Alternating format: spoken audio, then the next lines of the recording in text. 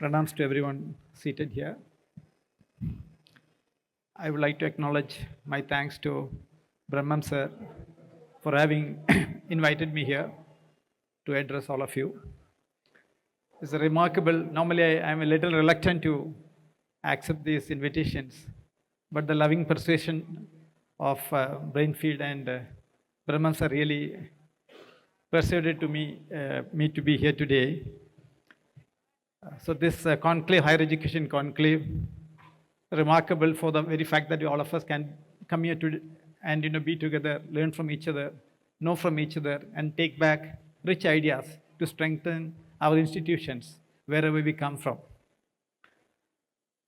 I just briefly screened the Amma's video because Amma is the Chancellor of Amrita Vishwa Vidyapeetham.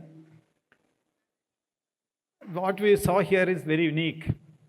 We celebrated a 72nd birthday in this year, 27th of September.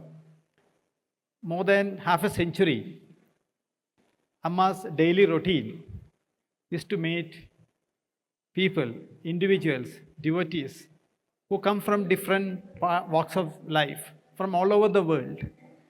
And she is being consoling, pacifying, giving comfort, giving love to millions and millions, more than half a century.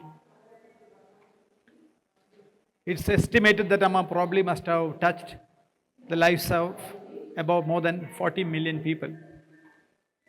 That's an extraordinary feat in the history of mankind. But what is the significance of Amma? So in the context of education that we discuss here today, it's very helpful for us to understand our nation, our land, our philosophy, and what are the very purpose and meaning of human life itself. Amma is giving a certain sense of understanding, a clarity, a certain purpose for human life itself. When that is missing, when we talk about technologies and every other development, innovations, what happens is something fundamental we miss out in life. So Amma's, primarily, if you look at Amma's life, education is honestly, it's incidental. But you look at every difficulty society has faced in the past many years, and you can see how Amma's response has been. Every time without exception. Whenever there was an earthquake, there was a tsunami, there was a disaster, there was a flood, there was a fire, Amma has reached out. And Amma's institution is a vehicle to carry to humanity certain fundamental messages of life, where our life has to be a vehicle for compassion, service, and love. So when we talk of Amrita University, I can talk of so many numbers. It is ranked NIR of top 10 in the country. It has 10 campuses.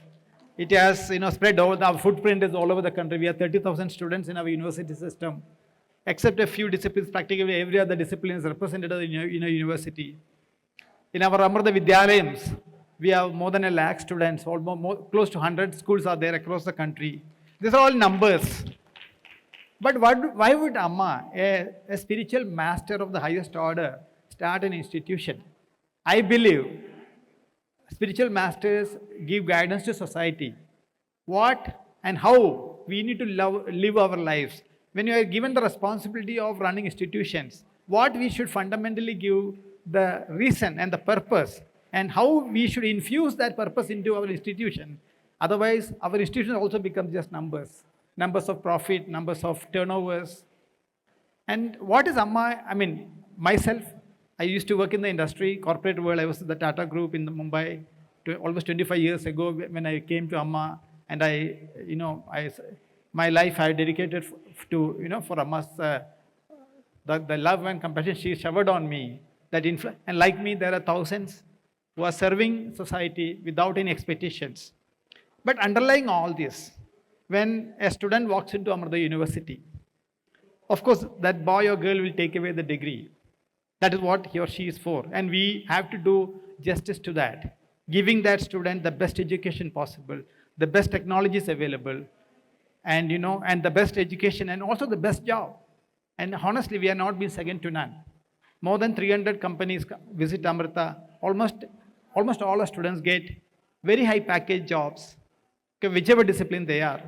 Okay, everything that we normally worry about, it's already without that, honestly, it's not worthwhile running an institution. It's very important that we secure the future and the career of our students who trust us and admit the children in our institutions. But we believe at Amrita, at least from the little bit we understood from Amma, that is honestly secondary. When a child is admitted in your institution, actually that parents, their love, their concern for the future is so paramount. But what is missing today is when the child walks away with the education, get the job, everything, unless we also give them that underlying humanity, underlying the capacity for the child to receive love and also to give love, we will be all turning out the children to be machines. In the world of AI, in the world of machines, in the world of technology, I feel humanity is getting lost. And Amma, through her acts, she's also reminding humanity what is paramount, what is fundamental in our lives. And we as educators, Amma has invested in us the responsibility to ensure that children, when they graduate from Amrita, and Amrita for me is incidental, every institution, because you might notice, Amma doesn't know who the next person is. Every new person is a stranger as a new person for Amma. But that child, that person who meets Amma, there's a bond, an ancient bond that Amma acknowledges. And that is why, how else otherwise, more than 40 million people connects with Amma. And every one of them individually. When a family of 4 comes to Amma, all 4 of them have an individual connectivity with Amma. So as teachers, when we maintain that connect with the child, with the student who study in a class, and then through that connect, through that emotional touch, through that compassion that we connect with the child, I believe when they graduate from our schools, in our colleges, they will become a human being. Because somebody somewhere would have touched their lives, made their life for the better. When they feel lonely, isolated, forlorn, there will be somebody that our teachers, our educators have the responsibility to give that humanity to our children. And I think in the world of numbers, sometimes we miss out on this. And how do we achieve it in Amrita? Honestly, it's not by accident. I'm not saying that every time we succeed. The idea is, every institution has to deliberately, intentionally give the quality of humane aspect in our educational program. That is why the Prime Minister recently said, Indian education has been hijacked because of our colonial past. When the West introduced its education to India, what we lost out is this humanizing aspect of Indian education. And now we have to rediscover it. We have to bring it back because West is giving us the best technical education. But the education for life, anyone who's traveled abroad, lived abroad, known people abroad, you will see this missing link where the humanizing aspect of the upbringing is missing in the Western way of living. And that is the true strength of India. But unfortunately, in our probably, in our eagerness to embrace the West, we probably given away our own true humanizing aspect, the loving aspect of our traditional value system. And we embraced, along with the technology and knowledge, the life lessons also. That is where we made a fundamental mistake. We have to correct it. And Amma, through her life, is reminding humanity, okay, what is your primary purpose? What is the primary role here? And as educators, so what Amma, I'll give you some examples. When we give a lot of funding from the government and from the, Amma wouldn't allow us to accept all the funding unless that work translates into impact on human society. Because sometimes we tend to do too much of research without really generating outcomes of society. Okay? And secondly, what Amma does is encourage students to participate in lot of social community activities. The ashram has adopted 101 villages across the 29 states in the country. And our children every vacation or even through semester through some credit programs, they go to the villages, spend 15 days, 1 month, 2 months there, understand and learn from the villagers. And when they come back to the campus after there's the internship or the program, they become new individuals. Because their perspective about life, everything shifts. They go back with the feeling that I can teach them.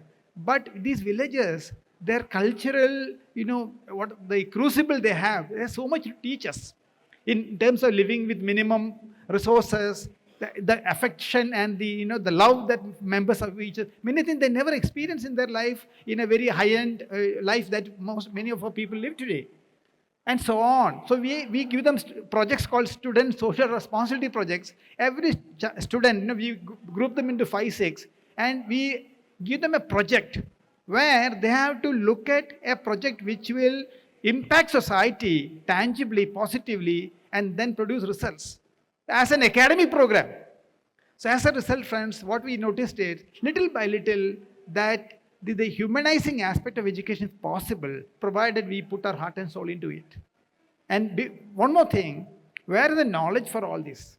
Actually, if we make our children familiar with the scriptures of our land, which has sustained our civilization for several millennia, like the Bhagavad Gita, like the Upanishads, like the Ramayana, Mahabharata, these books, these stories, when your children become familiar with them, you can see their mind is refined, it's made subtler. They start respecting their elders, they start loving their parents. So what we have got through a culture, now their children have no opportunity to learn it in the families, probably in our environment, in society. It's very, very important as elders, as educators, as administrators, for us to revive the ancient cultural richness of this land, impart to our children. Along with that, when we give all the technology and the innovations, I believe we are really making our children equipped for the life ahead of them, and also secure in the future and prosperity of our future generations.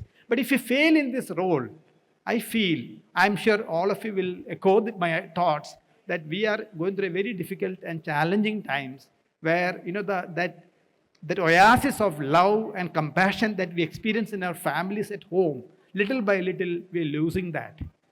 When we come back home after our work, hard day work, we need a loving family member to receive us at home. Imagine that is not available. You see the vacuumness and the emptiness of home. That is the worst disaster that can visit human society. And we should not allow that to happen. And each one of us here, so beautiful things we are creating. Along with that, the teachings that Amma can give us. Okay, if we can also embrace it, absorb it into our life, and little by little, one at a time, every day we do it, I'm sure our children will have a great future ahead of them. And I believe that is the message I want to share with all of you. Thank you for the time that you all shared with me. I'm praying to Amma for Amma's blessings that all of us can walk in the path shown by her. Om Amrita Vishwa Vidyapeetham.